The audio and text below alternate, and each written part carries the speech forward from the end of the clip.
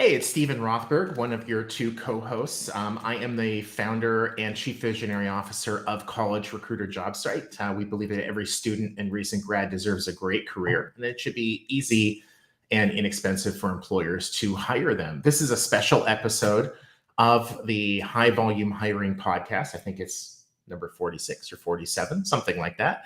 And I am joined today and have been the last couple episodes by my new co-host, Jeanette Leeds of AMS. Jeanette, I'm not going to steal your thunder.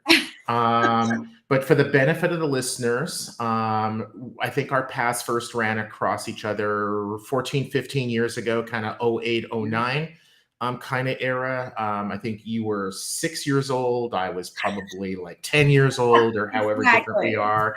But why don't you tell the listeners like a little bit about your background, before 08, 09 if you want, but definitely like since then, because I think they're going to be, for those who don't know you, they're going to love you even more.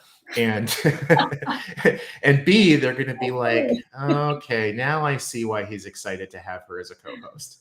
Yeah, awesome. Well, thank you, Stephen. Yeah, and I'm trying to remember. I think it was like 07, 08, and I think when we actually first connected, I had made the switch from a practitioner over to a tech, to like the world of tech as a vendor. And LinkedIn, magically connected us. So yay! It was that I think there was a message where it's like my LinkedIn spies suggested it's so bizarre. I remember that Right. years later. If you know these 47 people, you might know her Exactly. also. You should, you gotta love automation and AI before that was even a thing. You mean there's not somebody in Mountain View in the LinkedIn corporate office who's like, wow, okay, nice. Buzzwords that were actually happening before people were talking about them. So let's say, okay, so prior to that, for many years, I actually was a practitioner. I worked on Wall Street, cut my teeth at Lehman Brothers, in, for the most part, campus recruiting roles. So start off as a campus recruiter, going to hire MBA, investment bankers, and so I did that for a number of years, worked my way up from, literally recruiter up to the point when Lehman went under and all of that drama. That's a story for another day. Where I was... Not your fault. Not my fault. Not my fault. I actually even have a trophy. You guys can see it on screen. That this literally says the 2001, 2002 recruiting team trophy from my days at Lehman. That again, another story for how I have that. And I always, so practitioner, and I was in regional and global roles, always was super interested in tech. So I ended up, after Lehman was no longer, ended up as the COO of campus recruiting for Credit Suisse. Okay. And so really, and that was a global role, I don't remember back then how many, people I had on the team globally, but hiring, I think at the time globally like 5,000 hires, and really responsible for all those interns, full-time analysts, associate, all that entry-level hiring globally. And highly skilled, really specific, right? This is not like, do you have a pulse? Are you currently incarcerated? I mean, basic, what we would say today, like a white glove process, right? Like really, I mean, listen, hiring is always highly competitive. This is just in a different way. You could fill those hires over and over. And, I always used to joke, whether I was at Lehman or when I was at Credit Suisse, like who were my, big competitors. And it was interesting because that changed over the years, right? So it used to be, it was Goldman Sachs, Morgan Stanley, ultimately became my customers when I made the switch. But as things started to change, it really became some of the tech companies. No one wanted to go to Wall Street, right? And that's still to this day. So very interesting from a, really sitting in the shoes. It really was for many years. And I made then this switch. And this is when we started to come to, and connect, and this is just from a career standpoint of like, hey, time for a change. And as just, working mom, okay, I had 2 kids. And so, because I wasn't really 6 years old when we met, I always sort of make things work, right? Like, how do I have a big job career, but also, do something different? So I actually ended up going to my tech vendor. Um, Oh, and that's when we first joined and was that courses. I think that at the time, I think that was with It WCN? was WCN, which And is what it not a remind me, radio what station. is WCN? What's that acronym? What is that? What is it? So originally, WCN stood for World Careers Network because that was Okay. the company, but then, just went by the acronym. And literally everyone in the US thought it was a radio station. So we're not a And then radio station. and then while you were there, and you must have been part of this, it changed its name. Yes, the name Okay. was changed from WCN to Olio. I was actually the first employee in the US for WCN for Olio, with the idea of like, hey, I had been working with the technology, which is typical in ATS, CRM, events management, focused not just on campus, but really that high volume, right? That repeatable roles, right? And we all know whether, to me, in my view, whether you have to hire someone or a whole group of 4,000, 10,000, 100 people. But if they have that same profile over and over, that's what that tech was really designed to Mm, do. So at first it was let's be campus and think about that in the US and expanded out to the holistic, all kinds of hiring. But again, with the core focus of this repeatable high volume roles. right. And so flash forward a little bit. You're at AMS, the artist formerly known as Alexander Man Solutions. Yes. I know, but for the benefit of those who might not, and you better, what is AMS and tell us a little bit about the group that you lead. Yes. Because So then I think AMS. any viewer who's still not like already totally convinced, oh yeah, that she's like totally makes sense for her to be co-host, they're about to have like a massive light Yeah, bulb go on over yeah. their head. So AMS is also an acronym. Used to stand for Alexander Rand Solution, does not any longer. So there's something about me with acronyms. AMS at its core is an RPO service provider. That's the core focus business. Now people are like, wait, what's RPO? Again, what's somehow love acronyms. So recruitment It's like the US process government. outsourcer. So which some people are like, but at its core, it's really, hey, we know from a service standpoint, we do this. We, become big enterprise companies recruiting teams. And so Mm, we're the people, we're the process, and then we'll bring the tech and we have a whole advisory business. But it's like, hey, we are this experts, true experts in this area. Focus on, it's funny enough, a big part is campus, right? That piece we'll do. sure. What I do is focus on our high volume practice. And so that's very much, and also, so I sort of wear two hats, which I think I've shared before, is I run Two hats plus the two hat crown puts the behind you. crown. Exactly. Why not? So I run our proprietary tech, which we own and develop, which is hourly by AMS. And so that focuses literally on quickly engaging and hiring high volume hourly workers, whether we call that scale, frontline. I mean, there's so many names, right, for these types Yeah. of hires, but literally focusing on that. But here's the interesting thing, and this is what I love being at AMS, and I think given my background is first I was a practitioner, right? Like ran Yeah. stuff.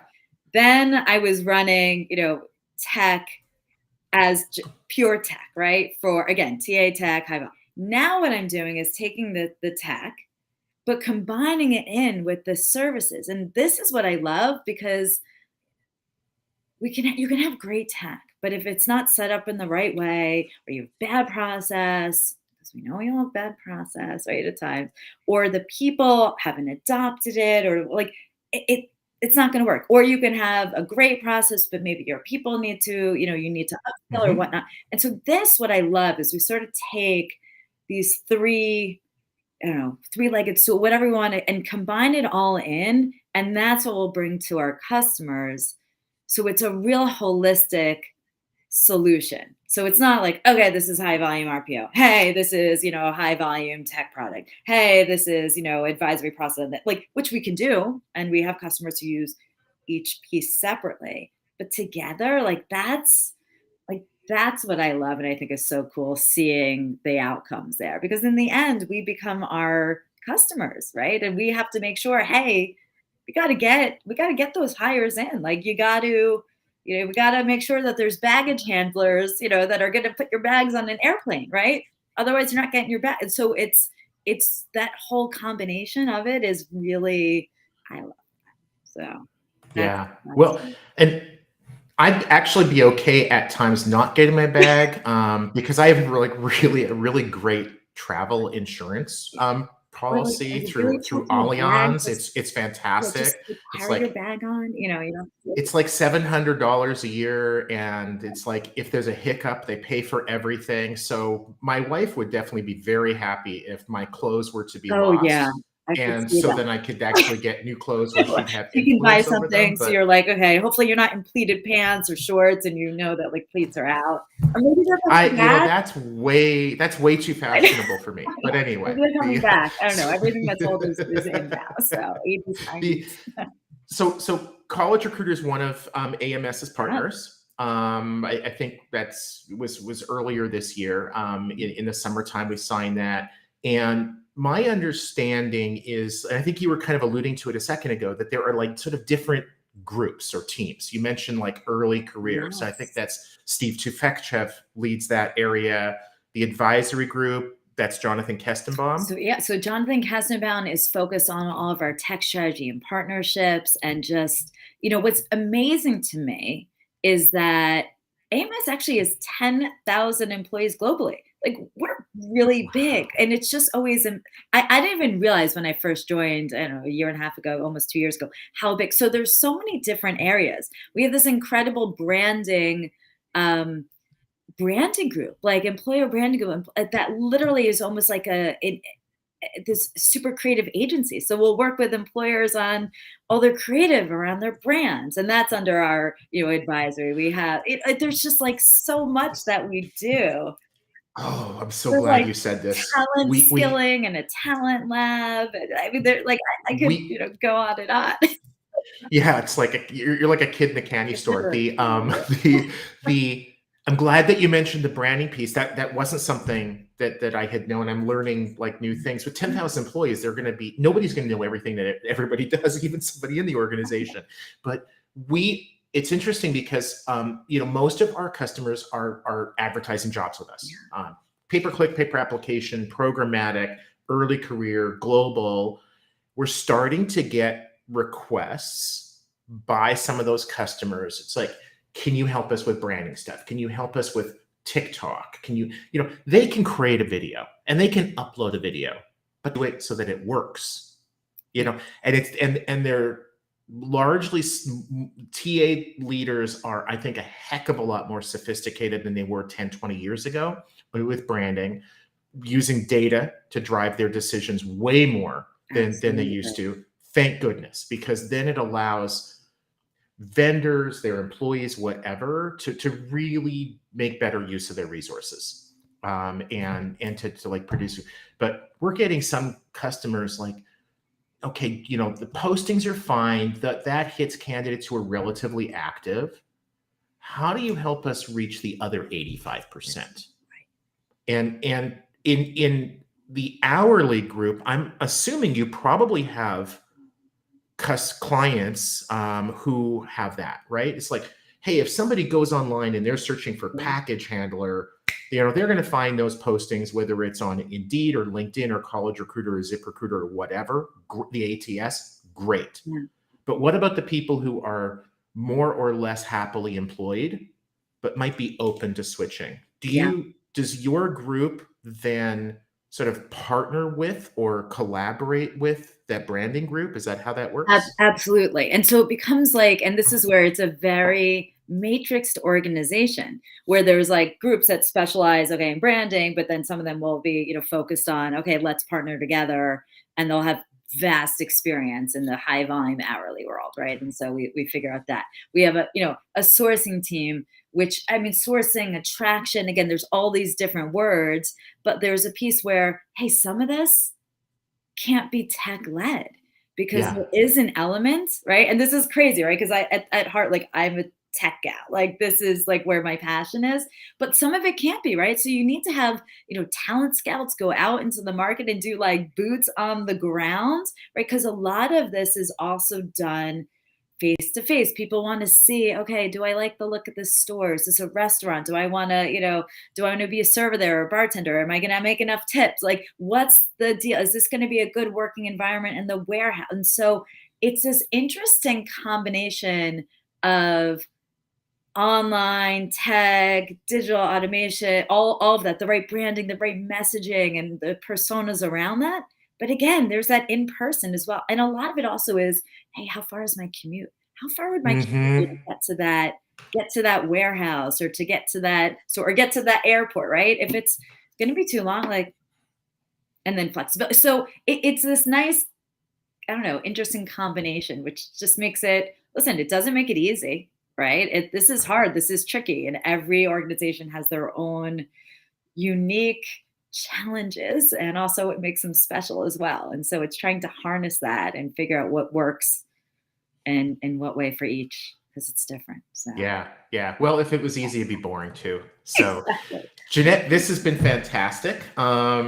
Any closing words? I'll put your caption back up, Oh, yes. and so people can know how to reach out to you. Awesome. Yeah, reach out to me. I mean, listen, I think everyone knows. Hopefully by now, I love talking high volume. Love, we're doing all sorts of interesting things at AMS. If it can be helpful, great. If we just want to talk, I know a lot of people are going to the HR Tech Conference, which is in not next week, the following week. 2 weeks. So in Vegas, if you're going to Vegas, I'm going to be there. Oh, are you? I am. I know. Okay. Steven, I don't think you are. I'm not. Somebody else from College Recruiter almost certainly is. Yeah. And so I will definitely let them know. I'm going to be at the Job Boards Connect annual conference in London. And London, England, not London, Ontario, where I have family. Oh. My family says it's the real London. My family is stupid in that respect. They're biased in that way. They're kidding. They're kidding. And I'm also going to be at LinkedIn Connect next week in New York. So if anyone's around, like I love talking about this stuff, and it just, whether we just talk shop or if there's something we can, AMS can help with, you can find me. Find me on LinkedIn or wherever. So. The passion is evident. Awesome. Yeah. Next, you and I will connect up in 2 weeks for the next episode. I think I'll be doing that one from Vegas, and hopefully this time I won't have lost my voice like I did when we did our last one at RecFest. So it's been a busy fall, but it's sometimes.